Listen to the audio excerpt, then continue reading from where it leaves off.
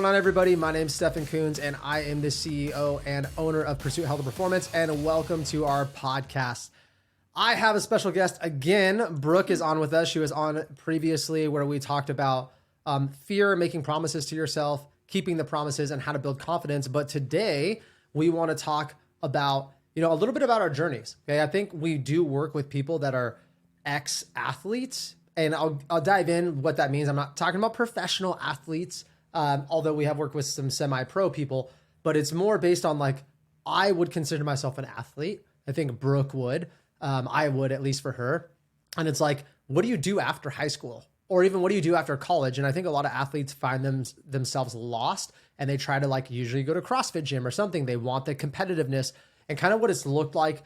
Some things we do now to keep ourselves motivated. And we just want to really speak on that. So if you feel like that's you, definitely listen to this episode. But if not, don't worry, because we're still going to give tangible tips to like stay motivated on your fitness journey, because that's really what I see with a lot of the ex-athletes is they want something. So they might even join like an intramural sport or something like that. But for most of them, it's like, how do I keep the excitement I got from going to practice when I'm 32 years old, right? And that's kind of where I am in my life. So what's up, Brooke? Hi. Right. So I want you to kind of talk about your journey and talk about like what it looked like for you growing up. Like, did you start in sports when you were like in diapers or what? Mm-hmm. Well, basically, actually, my mom and dad were pretty into fitness themselves.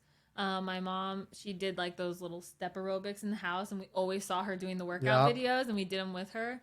And then also my dad was in bodybuilding. Not exactly, your healthy bodybuilder, if you know what I mean. But just seeing it, we came up with our own workout routines. Like as kids, like we would write it down on a piece of paper and just be like, we're going to do like 30, wall sits. I don't know, whatever we would call it. Or like calf raises. And it was just stupid stuff that we thought we were just, matching their level of, fitness. Right. I kind of like grew up with that a little bit. Yeah. Like my dad, it's funny. My mom she's like athletic. I think she was on the swim team. She's actually a very good swimmer. She's in her like late 50s. My dad's about to be 60. And my dad is like, he's not as athletic as me. He was, I think he like wrestled for 1 year in high school. He wasn't a big sports player, but he like was on like, did ultimate frisbees with his friends and like sprinting and jumping. Like he has athleticism, he's, but I was definitely a little bit different because I have two older brothers. I'm the baby, and they're my oldest brother is he's like a coordination athlete. He was in Taekwondo. He plays hacky sack. Like he's athletic, but he's not a sports player. How much older? 5 years. Okay. And then my middle brother is like not at all. So I'm kind of like was like the athlete of the family, but I wasn't born out of the womb with abs. And you'll hear me talk about that too, of like how I transformed in, what I do now. But I will say, super transparent, that like I do have, an advantage maybe over some people with having like parents that were kind of into fitness, or like being born with just like some athletic ability like that. I do have that going for me. So some trainers are like, oh, I built myself up from the bottom. And I was like, dude, you were playing T-ball when you were 3. Yeah. And you were in sports. Like that's different. I have clients that have never played a sport. There is a difference. Like when you train your body and your brain at that young age, you have an advantage, right? Yeah, exposure is everything, really, because the more you're exposed to when you're young, you're more comfortable trying also in school. So like sports, like we were always doing stuff like getting skates and having all the neighbor kids come and do hockey in the middle of the street. So when we got to school, we're like, oh, a team, that's normal. So, like we were able to try those things comfortably. So. Yeah. And I was born in 90. So when I was a kid, it was definitely like running as hard as I could barefoot on the street. Like, you know what I mean? And kids played in the cul-de-sac. What year were you born? 98. Oh, man. I know. Okay. So like kind of 90s. All right. So a little younger. But I'm sure you still like played outside till the street lights came on. Like it's still that era. And so I think that, versus now, kids definitely have a disadvantage. I see how active my son is. And some days I just want to like kick him outside. I mean, I live in Arizona, so it for sure is actually really hard half the year. It's so hot out here. I feel bad, but he's pretty active. Well, so what's like the first sport you got into? First sport I actually liked was basketball, but when I tried it in 8th grade, I was terrible. I couldn't dribble. I think I went the wrong way a couple times, and like I said, I was like going through confidence problems. So it was mainly just because my best friend was like, you won't do it. And I was like, sure, I will. Yeah. But then I did it in high school. And actually, my little sister and I, we started playing at the rec center in the summer before I went to high school with grown adults. And that's how I got good. It was playing with people that were way better than me. Yeah. So. Did you I mean, like, were you somebody that would actually like go out and like play basketball yourself and shoot around? Like, were you like being outside and athetic, or was that not your forte? Really? I think I tried because my family was so good at it, but I wasn't. And I realized it was weird for me because in 8th grade, and most 8th graders don't think about this, but I thought I was getting fat and I wanted to change. And I don't know if a lot of kids think like that, but that's the age. I mean, that's where, girls are in puberty usually before that. Boys are starting to. My son's in 7th grade. He's like, Dad, I think I'm going through more puberty. Like, and so that's something that I think, yes, I think that's a normal thing. They might not say it. It's not like it would be in high school, but to have those thoughts, that when you start becoming very body conscious. Mm-hmm. Yeah. The thoughts I feel like were normal for people, but to make action on those thoughts and change it at that age, like I wanted to go on runs around our cul-de-sac. My mom wouldn't let us leave the neighborhood. So I was like, fine, I'll run around the cul-de-sac 7 times until I make a mile or whatever, how long it took. And, but yeah, doing stuff like that is actually what got me started in sports because I started losing fat and gaining muscle and people would compliment me. And that's what gave me confidence to play basketball. And it was just a whole trickle effect, really. Right.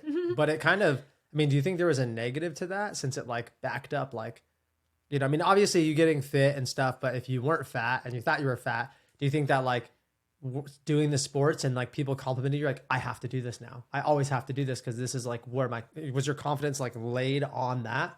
Like people noticing and... I think it was a negative thing for me as a kid because I didn't get it. So when I finally got it, it was kind of negative. It was like, oh, look at me. Like I'm finally look good. So people look at me. But later on, it became like less. I didn't want people to look at me. I just loved myself more. Mm-hmm. You know what I mean? It started out negative and then you learn the actual way of thinking for it. So. Right. I don't think I became like body conscious until I was in maybe like freshman year. Just because I had friends and like, I don't know if you have high schoolers or listening to this or you remember high school, but like when you're in like a early high school, it's like 6-pack, right? It's like usually the really skinny kids. That's kind of like middle school, high school. I was not like that. I was a little muscly, but like not, there's some like stacked high schoolers where you're like, dude, like, have you been lifting weights? Or like, no, I don't do anything. Like crazy. I was not like that. Okay. I'm not a big dude. I'm, 5'10", 175 pounds. Even now I've been lifting, and I don't aspire to be huge. Like I could get bigger, but I'm not a big guy. Okay. So for me, all my friends were really lean, really ripped. I never had one ab that showed. I wasn't chubby, I wasn't fat, but I was like also not lean. So for me, it's like, I started noticing that and like the girls were like, oh, he has better abs than you, like, feeling bad. And I think like I was an athlete and that's, what got me into, to like lifting and stuff. But my thing was a little bit different. Like I played sports literally ever since I can remember. My parents put me in it, but I was kind of naturally athletic. Like I remember my mom always tells me a story. My brothers are older than me. And I saw my brothers like riding with a training wheel. And then my middle brother was like learning. And I'm like, I bet I could do it without it. So I like took my training wheels off and she came home and I was literally as she pulled in, I was with no training wheels. I taught myself how to ride a bike. I ended up doing a bunny hop off the 2 steps and like landing it. And my mom like freaked out. So I like, so that's actually, I guess, one thing I feel like naturally talented. Cause even when I went mountain biking with my friend first time, like crushed it. Not that I'm like a pro, but I think like I had those athletic abilities and so I was blessed with that. But I actually wasn't, this is like kind of the curse. I tell my son, like, I'm actually not that great at any sport. I'm just kind of good at all of them. Like I'm an all around athlete, but I was, excuse me, never good enough to like go to college. Even when I wrestled, I loved it. I was all right. I never went to state. I never, I was very athletic. I went wakeboarding, get up the first time, but I'm not like, doing flips and tricks. So I have that athletic ability. And I knew I'm like, well, weightlifting is not really like athletic. It's just about how hard you push yourself and the dedication and stuff. And I think when I came body conscious, I really only started working out in high school. I think like freshman year, I joined like a weightlifting class, and that's kind of like how I got into it. Yeah. For weightlifting and stuff, I think it was more normal for guys in high school because Yeah, for sure. They were like told to go there. Dude, we had for practice. Yeah, we had like 2 girls in our weightlifting class, and like they basically just jacked around the whole time. You know what I mean? Like they're not into it. The dudes are all like trying to get, a pump, and the athletes and stuff were in there because their coaches told them to take the weightlifting class. Like, yeah, it's at that age, you don't see a lot of women do it. Yeah, and then when you're in high school and you don't feel like going competitively to college, you're kind of like half-assing it, like both ways. Yeah. So yeah, for me, it wasn't until after high school actually that I started lifting and liking it. Yeah, I got really, and so I was in weight training. I think maybe not freshman. I don't even know if they let you when you're freshman. I don't remember, but like 3 or 4 years. So it was most of my high school. I did the same stuff though. And for me, I was in wrestling. Like basically that was mostly my sport. I did track too, but I like severely was like under eating. My nutrition, I didn't know what I knew now. I wish I did. Right. But I was severely under eating. You're always cutting when you're wrestling. So I was like strong and in shape, but I was not capitalizing on my athletic abilities.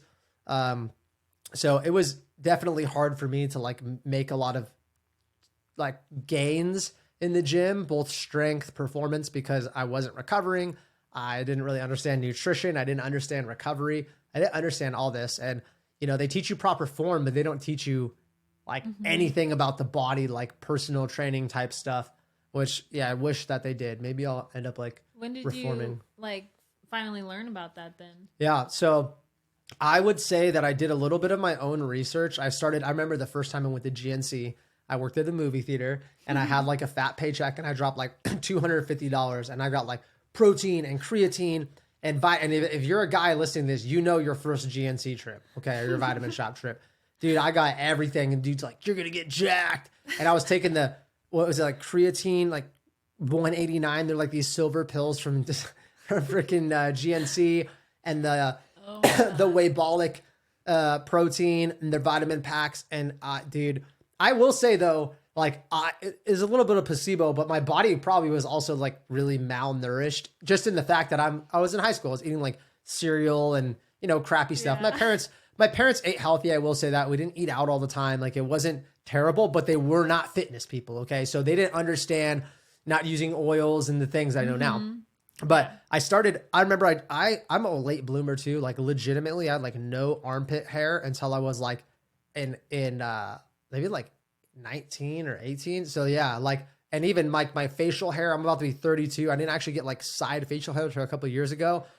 So, and it was maybe a little bit embarrassing, but like that's my body. So it's crazy because I didn't like fully go into my man body, even though I was strong and I was a pretty like performance athlete, but I didn't like drop into my like man harder looking body until my first year of college. And I was 18 and a half ish at that point. And I remember I took a weightlifting class in college. What do you know? And I started to like get big. I was doing the same stuff and I was like started to get, solid. And I remember taking my first like selfies on my archaic phone. And it was like, dude, like I actually lost like a chest and noticed it, but I didn't really understand nutrition until probably 25, 24. I had to ask a lot of people in the gym. I had to do a lot of my own research. I had to go to a lot of GNCs you know what I mean? And ask around and read articles. Like a lot of it was self-taught. And then I think a lot of the stuff I know now is just from being in the industry for so long. And like trial and error of your own. A lot of trial and error. And that's like the biggest thing I tell people about coaching. Because we get a lot of like ex-athletes, right? And if you're not an athlete, it's okay though, because why I'm telling you this is I've been lifting for 15 to 16 years. Basically, I've never taken more than a week off that I can remember unless I was sick. Okay. So very, very consistent for a very long time. So for me, it's a lot of trial and error. I've had bad injuries, like really bad injuries that put me out. I've had little tweaks. I've had to try different programs. I've had times where I did the same program for like 3.5, 4 years because I didn't know. And you'd be surprised. A lot of people I talk to, they're like 30 and they're like, I've been doing the same program since high school. And I don't know why I'm not changing. Yeah. And then they're like, my body's, I'm not, yeah. And that's a whole nother conversation. But that's the thing is you shouldn't have to do all this trial and error. I mean, even if you kind of had a good understanding of it, get somebody that can help you so you don't have to do that, because time is the most finite resource, right? Like we don't have that much of it. And so instead of like trying to find a program that could work for you over 3-year span, you could do it in literally 3 months with the right coach. So that's a huge difference. And that's if you don't give up over those 3 years. And that's usually what I see is people that, they're like, oh, I'm going to try. And after something doesn't work, or you got to change it, or it was working perfect, and then this happened, and life happens, and then they end up giving up. But I don't want to deter too far away from it. But yeah, a lot of it was a lot of trial and error, especially with nutrition. Do you have do you think it's bad that people kind of get their inspiration or motivation from a negative experience in life? Because I feel like most of my transformational moments were like, I don't want to feel like that anymore. No. So there's in the entrepreneur world, people will say, do you hate to lose or do you love to win? Which one are you? And you have to pick one. And so most people are hate to lose people, right? Because fear and anger are the strongest emotions. Right? Like think about the last fight you're in with a spouse, if you're in a relationship or if you've ever been in one, and you said a lot of stuff you shouldn't have, and you were like seeing red, and then 55 seconds later, you're like, I love you so much. I'm so sorry. Dude, when you're angry, why do you think people like murder people? That's pretty serious, right? So fear and anger are huge. And when you're in that moment, when you have those negative memories, it's not necessarily like just fear, just anger. It's just like in that realm. And I do think it can be a great thing as long as you don't bathe in it. You're not, you're like, I never want to feel like this way again. So the thing too is that's why like people that win the lottery, they'll say like they lose the money because they don't know how to use it and they've never had that. But like be super poor and get rich, you'll never be poor because you're like, I freaking know that I had no money. I never am going to feel like that again. Hell no. For me, as when I got out of the military, I had no money. I was literally would have mental breakdowns, crying in a ball on the floor, like $300 in my account. I was a single parent with my son, just dating my now wife, like no money. And I was like, I wasn't making a lot of money in the military, but I was stable. I didn't know what I was going to do. I was like training on the side. Like it sucked. I had a credit card with like $3,000 on it that was like maxed out. I never thought I was going to like get out of any financial situation. So now I'm like, I will never be back there. I don't give a shit. I don't care how much I have to work. I will not sleep. I will work every day. That was the worst feeling. I will never let it happen again. So yes, I think it can be positive. However, I don't have like anxiety about it. I don't have like PTSD. I'm just like, no, never again, ever. Right. So I think it does cultivate change. And this is something that's huge. So listen to this. You will not change if it's not painful enough. In order to actually cultivate real big change, it has to hurt. Or else why would you? You don't want to change when you're comfortable. You don't want to get out of bed when it's warm. Like you only change when it sucks. And so if you're not changing, it doesn't suck bad enough. And this is like a dichotomy right here. A lot of people say, well, I do want to lose weight and I haven't lost weight. I haven't made the change. Well, then it's not painful enough. Yes, it is. It's so painful. Well, you did two things. It either really isn't painful enough or you've convinced yourself that it's not painful enough when it is, right? Like, I'm okay with it. You're not, right? And that's kind of like the whole, like, don't lie to yourself thing. But most people's like, it's not painful enough. Yes, it is. No, it's not. Yes, it is. It sucks so bad. I hate being overweight, or I hate blah, blah, blah.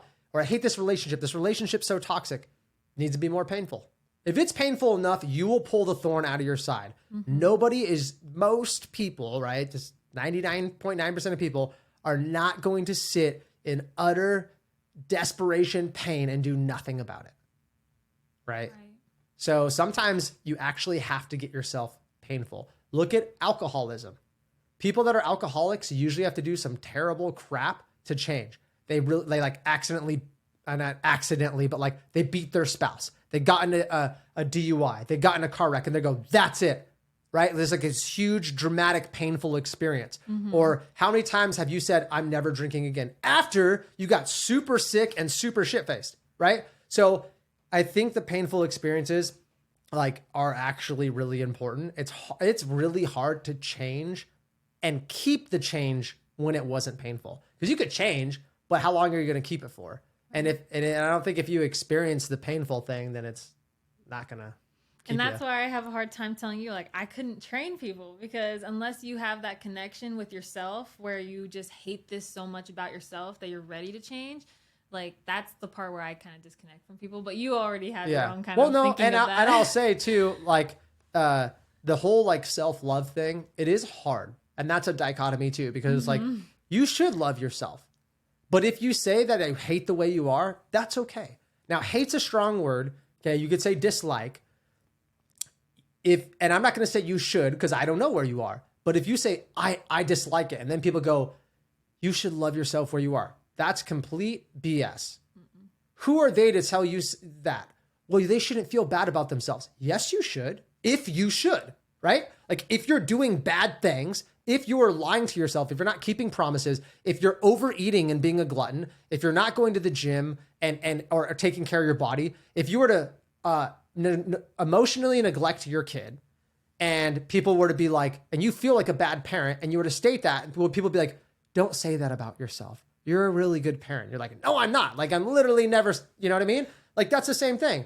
It's just, I think we have this industry that's like wants to coddle you. And I hate to say it, and Brooke said it, is very truthful with this, is like, you kind of have to not like yourself where you are. And it doesn't mean you're, hating yourself and you're beating up and saying in the mirror, I look fat and I'm disgusting. It's just like enough to make a change. Because if you're like, and that's what happens. Do you see the people, how do you gain 100 pounds? It's by being like, that's not that bad.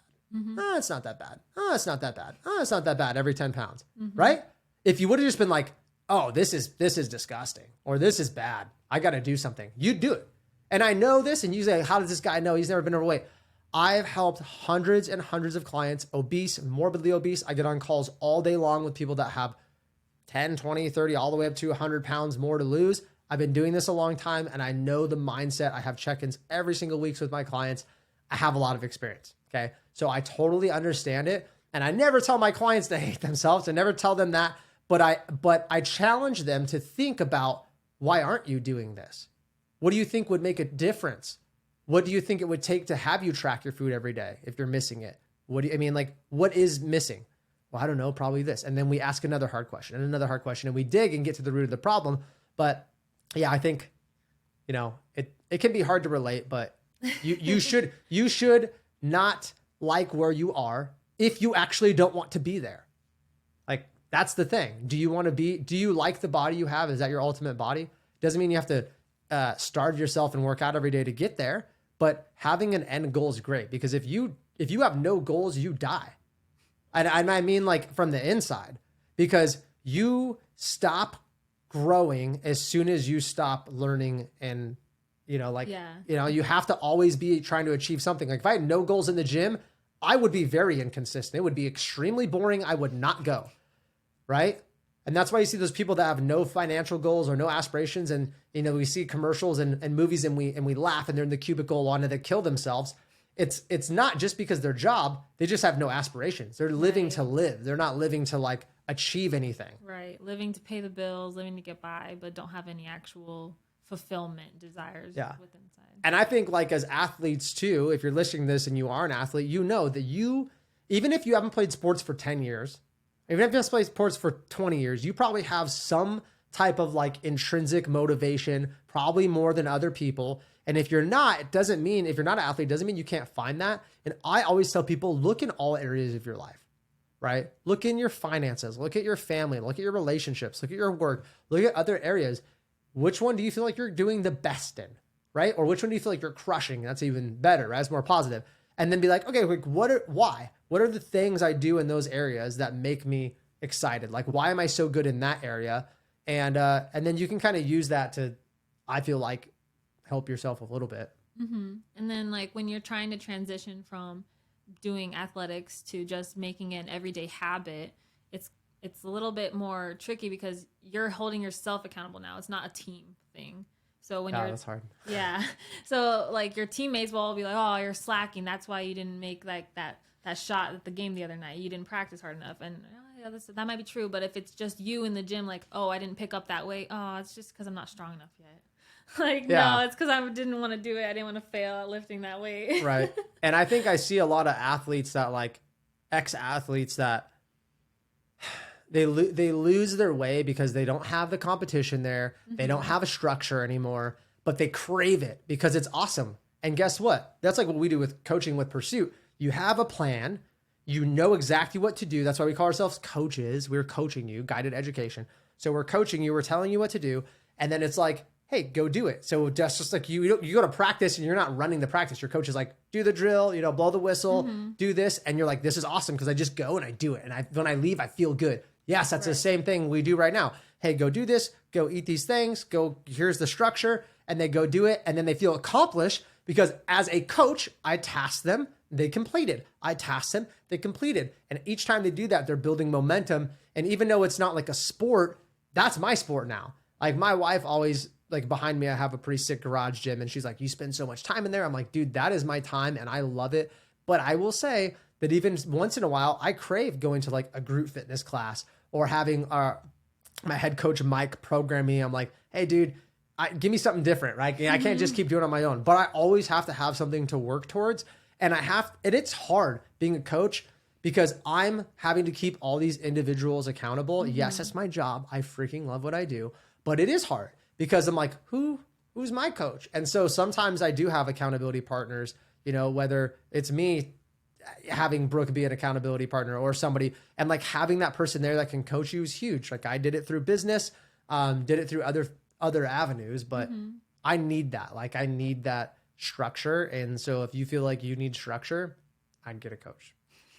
I'm serious. I'm not saying that just like with us, don't even sign up with us. Go get a coach though. Because let me ask you this, have you ever had a coach or a trainer or somebody for an entire year? Every day. Have you had that? If no, it's a different experience because you will just create momentum. Let me ask you this. Have you ever stayed consistent with a workout program for a year? Probably not, right? Most people, no. What would it be like? What do you think you would look like? What do you think you would feel like physically and emotionally? What kind of confidence do you think you would have? Probably very good on all of them. And so that's the thing is like, you need something to work towards. And if you don't know because you don't know and you didn't go to school for exercise science and get certifications and whatever, not a big deal. It's not your fault. You just need to find somebody that does it and it will make you excited about your fitness journey. Because that's what I see. I see people, you want to know what the epidemic is? People are not excited about fitness. And you might be like, dude, it sucks. I'm tired. I'm blah, blah, blah. Don't worry though, because if working out just was hard, I would never do it. There's insane benefits. And if you're like, I don't care, like if I'm healthier, like you probably want to just look good naked, totally understand. But guess what?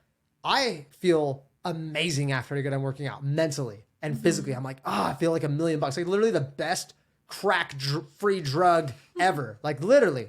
And so for me, that's what I seek. I seek that more than my body looking good. And so for me, that's like the biggest reward ever, dude. It's awesome. And if I can have fun doing it and it's not going to harm me, like, and there's no negative side effects, there's actually only positive side effects, bring it on, man. And I mean, like, come on, dude, you're as an adult, like what else? I'm being honest with you. What else are you going to do?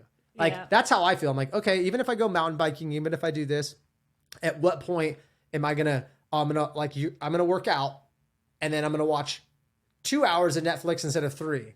Dun, dun, dun. Like that's, I don't do a lot. And if you have kids, like you're probably not out all the time. And so to me, it's kind of my little, like, there's just a hobby, honestly. Yeah. I do agree with you on the way it makes you feel other than obviously how you look. Like the whole running challenge I've been doing is like trying to run at least 20 minutes for 3 to 4 times a week. And then the Stairmaster 30 minutes on the weekends. Okay. But the purpose of that is because I'm taking on so many new challenges all the time with video and photography that it just gives my brain that second to kind of like restart, and it rejuvenates it. And I'm ready for the day. Yeah. Oh, dude. And I'm not even, I don't want to dive into this too much, but I will just say this one thing because I'll go on a tangent. If you feel like really tired and burnt out and you feel like you have no energy to work out, that's when you should work out. Yep. It literally, I know it sounds weird, but it will give you a second win. Yesterday, or not yesterday, the day before, I felt like garbage. I didn't get my workout. I had way too much caffeine at the coffee shop. I was like literally like overstimulated. Yeah. And I felt like, oh, dude, I went over the edge. My CNS is burnt out. Like I felt crappy all day. And I'm like, did not feel like working out. And just, if you don't know, I don't like to work out past noon. I'm more of like a mid-morning person. I don't like my PM workouts. I got to work out at 5 and my headache went away. I felt way better. I literally felt like hungover. I felt like crap. And then I worked out and I was like, just reset everything. And it wasn't like super high intensity. I just went in there and lifted and like got my blood flowing and it just like recharged me. So that's definitely a benefit if you have like kids and kind of crazy. But anyways, yeah, if you're an athlete, just to wrap up our points, guys, if you used to play sports, we just kind of want to tell you a little bit about us, but like if you used to play sports and you feel like you kind of have got to the point where you're like, man, I miss like how I enjoyed playing the sport.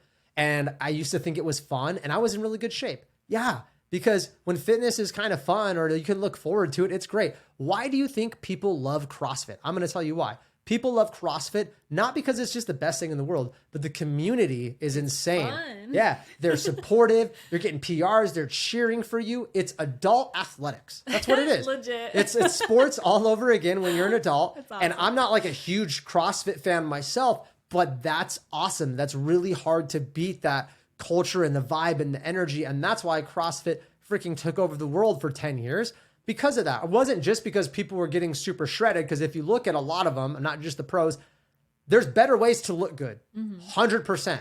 I'm living proof of it. I know friends that are in CrossFit that are way more performance than me. I look better than them. So and I have clients that I coach that do CrossFit. I look better than them. They maybe are better at CrossFit than me. So, it's not bad, but like that is the thing. So I would suggest you guys find something that kind of like lights your passion again. And the cool thing about what we do at Pursuit is we create custom workouts. So if you're like, I want something that's like going to get me shredded, but I kind of like a CrossFit mix. Like I like that high intensity, but I want my workout to be whatever they are. We customize them. We can do it all. So I think like I have a client right now that is an ex-athlete. He likes to get his ass beat. Like I give him these really hard, like 9 out of 10, 10 out of 10 workouts. He freaking loves it. He's shredded now. But he's an athlete. He likes to get pushed hard and he's dialed in and he is crushing it and he's excited. And he's a pharmaceutical rep. He just had twin babies. You know what I mean? So like his gym time's like his escape, but he craves it. He used to be on a program that was like boring for him. And he was kind of not overweight, but like pretty chubby. And he's like, dude, this isn't like me. Like, this isn't like the me. And I'm like, I know exactly what you mean, bro. That competition part. I was like, he's like, I need it. And I don't really have anything to look forward to. And guess what? He played like intramural sports and all that too, because he craved it. But like his program now just like works better. And for him, he was playing basketball. He had an ACL tear. So like he's kind of sketched out about it, but he can lift. And so, I mean, you guys probably just need a program and something like that. So you have anything else to add? No, I just think it's just, if you haven't done it before, get some training. If that's something that you're struggling with, is finding like somebody to support you and get you motivated again, excited about lifting, reach out. Be excited. It will be a game changer. And if you never have, like, even if you're in pretty good shape and you're like, I go, but like, but it's like really boring and it's something you dread. That's a huge barrier for you to like end up at one point being really inconsistent because you're like, I don't like it anyways. You know what I mean? So I'm not saying you got to love every second about your program, but I change mine phases up like every 4 to 6 weeks. So I'm always like excited. And that's actually the number one thing I hear on my check-ins is people that are like, I can't wait for the next phase. Yeah. I can't, you're like looking forward to it. I'm like, fitness just became something you're looking forward to. Did you ever think you'd say that? They're like, nope. And I'm like, there you go. And if it's kind of exciting, don't you think you could keep it up for 1 year, 2 years, 3 years, 5 years, 10 years? That's how you're in the best shape possible. It's not just getting in shape. That's not always the hardest part. It's keeping in shape because I guarantee you've lost 5 pounds, 10 pounds. You've gained some muscle before, probably. You probably just don't have the results anymore, which proves that keeping it is really the challenge. And if it's boring, you're not going to keep it. So if you're an ex-athlete, you know what to do. Get on a program. That's fun. So I appreciate you guys listening in and tuning in. I know this episode was a little bit longer, but I really appreciate it. My biggest ask for you before you go is that you share this podcast. You can also leave it a 5-star review if you feel like it was worth it, if Brooke was good enough for you guys. No, I'm kidding. But we really appreciate it. And sharing it on social is huge too. Podcasts grow by word of mouth and we don't run ads. So that would mean the world to us. Once again, guys, thank you so much for tuning in. And we'll talk to you.